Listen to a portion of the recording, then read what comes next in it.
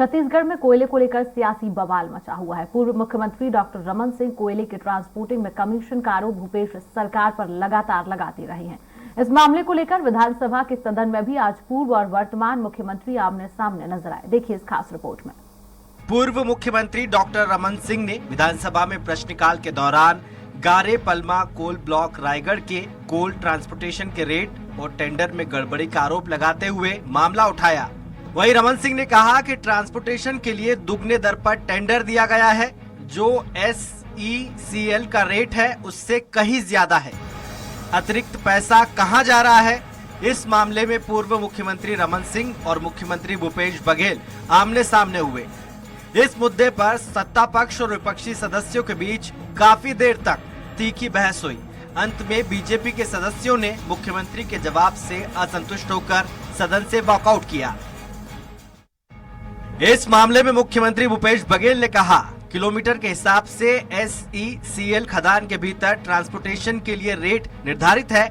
जब पिछली सरकार में टेंडर किया गया और नियम बनाया गया, उसी समय ये कह दिया जाता है कि गाइडलाइन के हिसाब से परिवहन होगा। लेकिन साल 2017 में तो आपने ऐसा किया नहीं। जब आप मुख्यमंत्री थे तब आपने जो नियम बनाया वही है।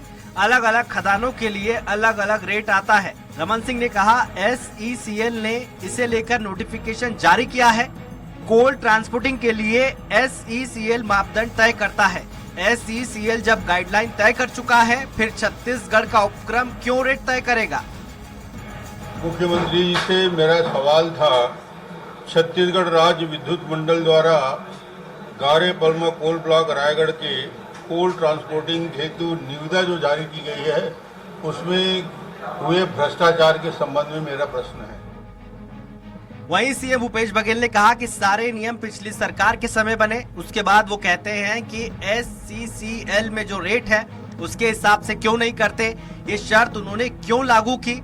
SECL 0 से 3 किलोमीटर, 3 से 10 किलोमीटर और 10 से 20 किलोमीटर तक के परिवहन किए गए।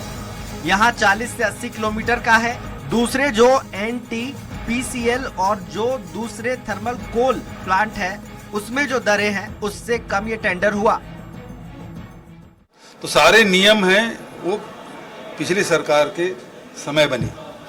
उसके बाद अब वो कहते हैं कि ये SECL में जो रेट है उसके हिसाब से आपने क्यों नहीं किया। तो ये शर्त आपने क्यों उस समय नहीं लागू किया। और SECL में 0 से 3 किलोमीटर, 3 से 10 किलोमीटर, 10 से 20 किलोमीटर तक के परिवहन की है। और उसके बाद भी ये केवल आरोप लगाने के लिए वो प्रश्न कर रहे हैं, जबकि सारी प्रक्रिया उनके कार्यकाल।